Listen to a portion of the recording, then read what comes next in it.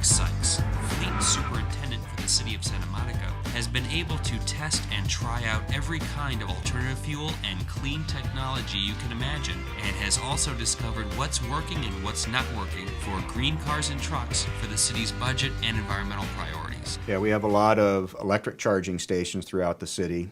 We have them for the fleet vehicles. We've got about 80 electric vehicles, so we have chargers for those spread out.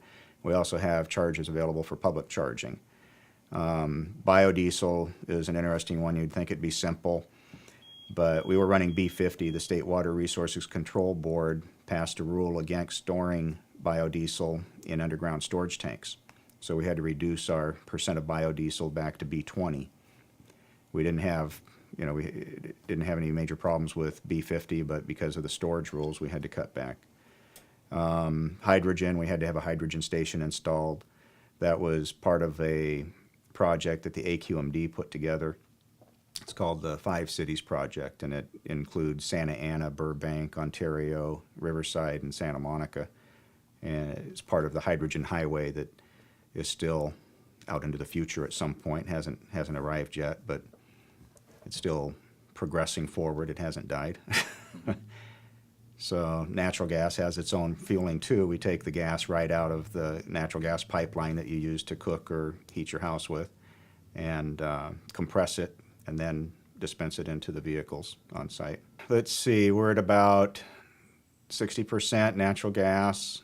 I don't know what the percentage is. We've got about 80 electric vehicles, about 80 biodiesel vehicles, and if we don't include the police Code 3 vehicles that are exempt from emissions rules, then we've only got about 80 gasoline vehicles left.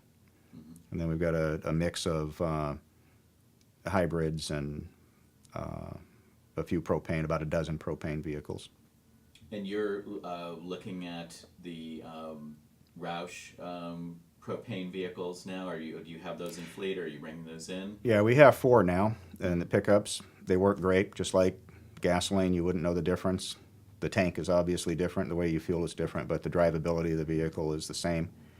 We're bringing those in. Those are also available in a medium duty through, Clean Fuels USA, I think, that makes the system, the liquid propane injection on propane vehicles.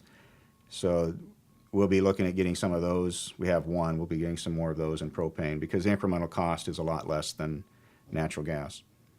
Natural gas is still typically a little bit cleaner. The fuel is usually less, although propane is less than gasoline and diesel. Well, with the RAV4s, we have 24 that are still on lease that will end up turning back in at some point, and one that we bought, we only own one of them, and we'll just keep that as long as we can.